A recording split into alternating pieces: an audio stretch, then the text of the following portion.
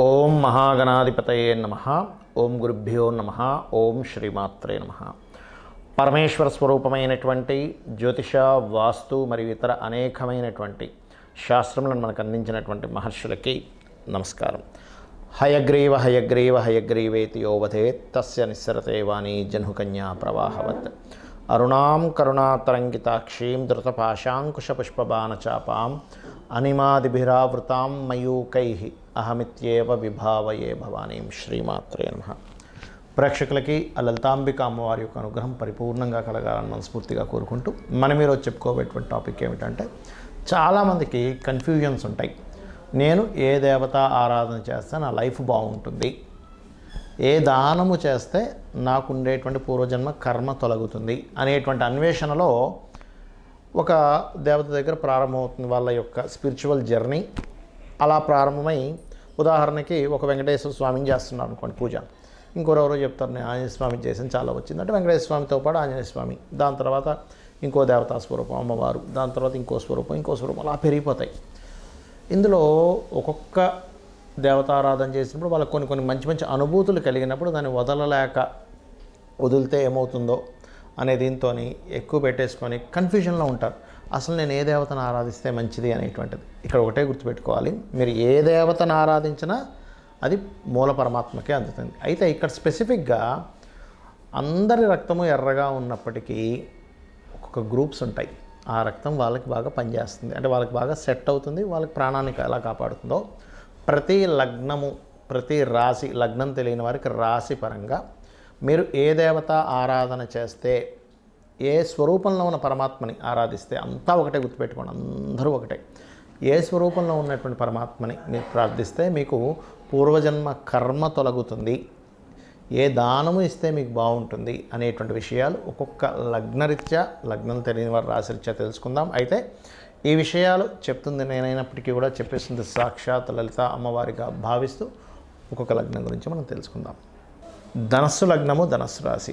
ధనుస్సు వారి కనుక చూసుకున్నట్లయితే ఇందులో ఉండేటువంటి నక్షత్రాలను బట్టి ధ్యానం అనేటువంటి చేసుకోవాలి. ధనస్సులో ఉండే నక్షత్రాలు ఏమిటి చూసుకున్నట్లయితే మూల, సరస్వతీదేవి నక్షత్రం. చాలామంది అమ్మ మూల నక్షత్రం అంటారు, సరస్వతీదేవి నక్షత్రం అది. అలాగే పూర్వాషాఢ, ఉత్తరాషాఢ 1వ పాదం ఉంటుంది. మూలా నక్షత్రం వారు ఎక్కువగా సరస్వతి అమ్మవారిని ధ్యానం చేయొచ్చు. ఓం సరస్వతీ దేవతాయే నమః, ఇక ఓం సరస్వతీ మాతాదేవి నమః అని కూడా అనుకోవచ్చు. అదేవిధంగా శుక్ర నక్షత్రం ఏదైతే ఉందో పూర్వాషాఢలో జన్మించినట్లయితే మీరు ఎక్కువగా అమ్మవారి ఆరాధన అంటే లలిత అమ్మవారిని లేదా ఓం శ్రీమాత్రే నమః అని ధ్యానం చేసుకోవచ్చు. ఉత్తరాషాఢ నక్షత్రం కనుక మొదటి పాదంలో జన్మించారండి అనుకునేటువంటి వారు మీరు చేయవలసింది ఏమిటి అంటే, ఇక్కడ సూర్యభగవాను చూస్తూ మీరు గురుమంత్రం చదువుకోవడం కానీ, సూర్యుని ఎదురుగా కూర్చొని శివాయ గురవే నమః అని నామం చేయడం చక్కటి ఫలితాలు ఇస్తుంది ఆ ధ్యానం చేయడం ద్వారా. ఇక పూజాది కార్యక్రమాలు, ఏ దేవతని మీరు నిత్య పూజలు ఏం చేసుకుంటే బాగుంటుంది అంటే నరసింహస్వామి యొక్క ఆరాధన ఎక్కువగా చేయండి. అదేవిధంగా మీకు మరింత ఎక్కువ కష్టాలు ఉన్నాయండి, నేను ఇదవ్వలేకపోతున్నాను అనుకున్నప్పుడు సూర్యుడిని చూస్తూ నరసింహస్వామి యొక్క స్తోత్ర పఠనం చేయండి, ఖచ్చితంగా మంచి ఫలితాలు వస్తాయి.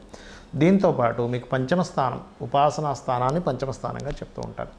మీ లగ్నం నుంచి మేషరాశిలో ఏవైతే గ్రహాలు ఉన్నాయో ఆ గ్రహము యొక్క అధిష్టాన దేవత లేదా ఆ గ్రహానికి ఆరాధన చేయడం ద్వారా కూడా మీకు పుణ్యం పెరుగుతుంది.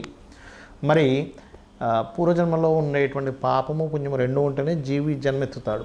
పాపం ఎక్కువ ఉన్నా పుణ్యం ఏదున్నా సరే మనిషి జన్మ ఎత్తుతూనే ఉంటాడు, గుర్తుపెట్టుకోండి. ఆ రెండు క్లియర్ అయిపోతున్నాయి కానీ జన్మ ఉండదు, అంటే ఆగిపోతుంది అక్కడికి.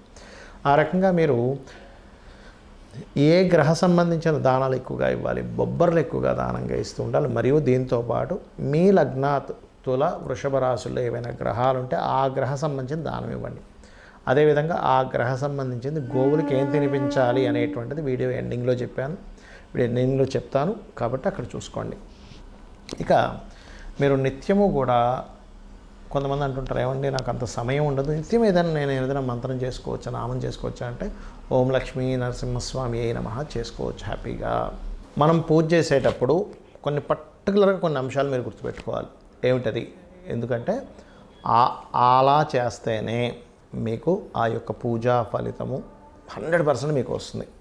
ఎలా అంటే చాలామంది పూజ చేసేటప్పుడు భయంతో పూజ చేస్తుంటారు. అమ్మో ఇవాళ నేను పూజ చేయలేదు ఏమవుతుందో, అమ్మో నేను రోజు పెట్టే నైవేద్యం పెట్టలేదు ఏమవుతుందో, ఇవాళ గాబరగా చేసేసుకున్నాను ఏమవుతుందో అని. కానీ ఒకటే గుర్తుపెట్టుకోండి, ఎప్పుడూ కూడా దేవతని, అది అమ్మవారు కావచ్చు, ఈశ్వరుడు కావచ్చు, నారాయణుడు కావచ్చు, గుర్తుపెట్టుకోండి, వాళ్ళని మనం ఒక చిన్న పిల్లవాడిని తల్లి ఎలా అయితే చూస్తుందో, అమ్మాయి కావచ్చు అబ్బాయి కావచ్చు, తల్లి వాడిని చాలా జాగ్రత్తగా పెంచుతుంది. అంటే అట్లాగా వాడి నుంచి ఏమీ ఎక్స్పెక్ట్ చేయదు, కేవలం వాడిని పెంచడంలోనే ఆనందం పొందుతూ ఉంటుంది.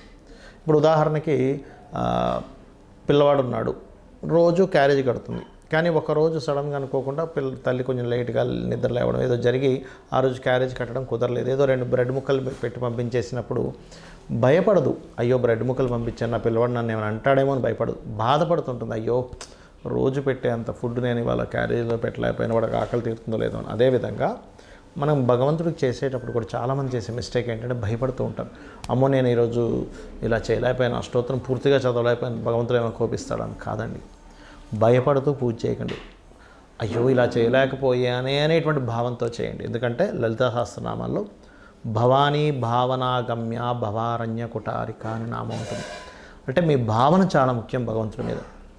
అలాగే మరొక విషయం ఏంటంటే, ఇక్కడ మీకు పంచమాధిపతి ఎవరవుతారో ఆ దేవత ఆరాధన చేసుకోవాలని చెప్పాను నేను మీకు. అయితే ఇక్కడ పంచమ స్థానంలో కూడా గ్రహాలు ఉంటాయి సమ్ టైమ్స్.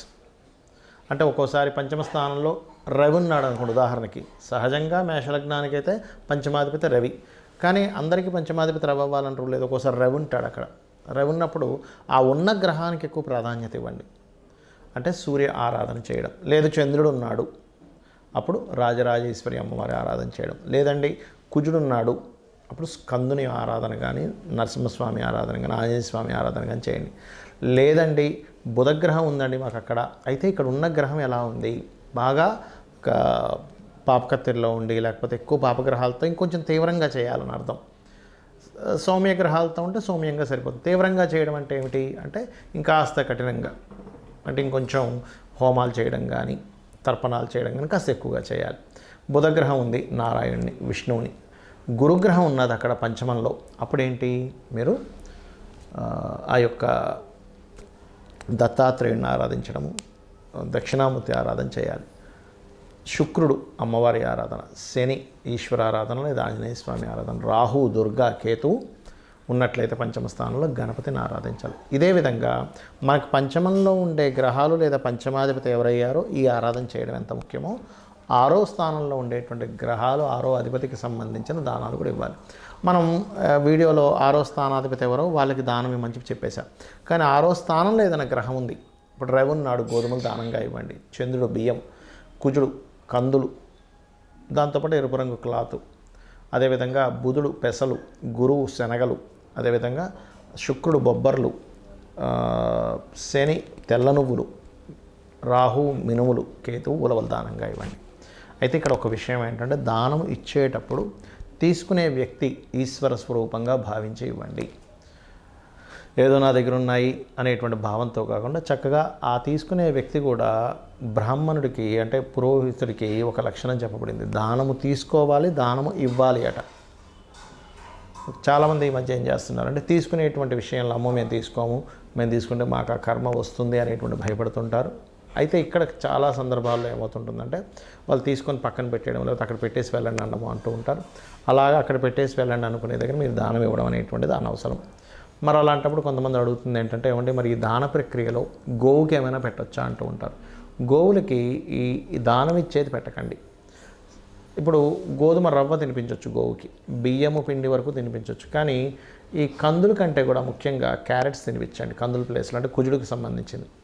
అలా కాదు శనగలు ఇస్తున్నాము గురువుకి సంబంధించింది, అలాంటి సమయంలో మీరు ఆ గ్రహానికి సంబంధించిన అరటికాయలు తినిపించవచ్చు గురువుకి సంబంధించిన విషయంలో.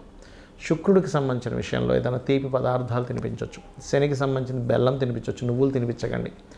రాహు అదే నువ్వులు అదే బెల్లపు ఉండలు ఒక 4 ఉండలుగా తినిపించండి. కేతువు గ్రాసం తినిపించండి.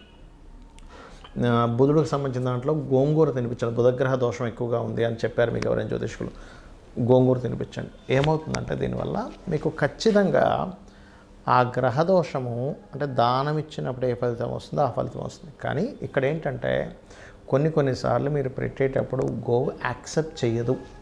అది 2 కారణాలు ఉంటాయి అక్కడ. ఆల్రెడీ దానికి కడుపు నిండి ఉండొచ్చు, లేదా మీ దోషము పోవడానికి ఇంకొంచెం సమయం పడుతుంది. అలాంటప్పుడు 2-3 సార్లు ప్రయత్నం చేసినట్లయితే గోవుని కాస్త మనసులో నమస్కరించుకొని గోవుకి నమస్కారం పెట్టి చేసినట్లయితే అప్పుడు తింటుంది. గోవు ఎప్పుడైతే స్వీకరించిందో అక్కడ మీకు దోషం పోతుందని అర్థం. అందులో ముఖ్యంగా దేశీవాలి గోవు పెట్టండి, జెర్సీ ఆవుకు పెట్టండి, కానీ పాపం పోతుంది అంటే మీ యొక్క కర్మ తొలగుతుందనే భావంతో పెట్టకండి. ఒక జీవికి పెడుతున్నాము, ఆహారం పెడుతున్నాను అనేటువంటి మానవతా దృక్పథంతో పెట్టండి. కానీ జెర్సీ ఆవుకి ఆ పవర్స్ ఉండవు. బికాజ్ ఆఫ్ అది పిగ్ స్పెర్మ్తో తయారైంది కాబట్టి దానికి ఎనర్జీ ఉండదు. దేశీవాలి గోవుకే ఎనర్జీ ఉంటుంది, ఇది గుర్తుపెట్టుకోండి. ఇక మీరు ముఖ్యంగా నేను ఇప్పుడు చెప్పినటువంటిది ఏదైతే ఉంటుందో దానాలు, మీకు పాపగ్రహాలు 6వ స్థానంలో ఎక్కువగా ఉన్నప్పుడు కనీసం ఫస్ట్ ఒక 7 వారాలు ఇచ్చేసి ఎవ్రీ 3 మంత్స్కి ఒకసారి ఇస్తుండండి దానం. అదేవిధంగా దేవతారాధన మాత్రం నిత్యము చేయండి. ఏమండి మాకు సమయం లేదు, నిత్యము దేవతారాధన చేసుకునేంత సమయం లేదంటే ఆ దేవత నామాన్ని కనీసం స్మరించుకుంటూ ఉండండి. కొంతమందికి సమయం ఉండదు, కొంతమంది పిల్లలు ఉంటారు, చదువుకునే ఇది ఉంటుంది, కొంతమందికి పొద్దున్న వెళ్ళిపోతే ఎప్పుడో రాత్రి రావాల్సి వస్తూ ఉంటుంది. వాళ్ళ వర్క్స్ అలా ఉంటాయి. అంత మాత్రం చేత వాళ్ళు ఏదో విపరీతంగా సంపాదిస్తారని కూడా ఉండదు. కానీ మనసులో చేసుకునే సమయం ఉంటుంది మీకు. మనసులో ఇప్పుడు ఉదాహరణకి ఓం నమో నారాయణాయ, ఓం శ్రీమాత్రే నమః అనుకుంటూ ఉండండి. ఖచ్చితంగా మిమ్మల్ని ఆ దేవత రక్షిస్తుంది. శ్రీమాత్రే నమః.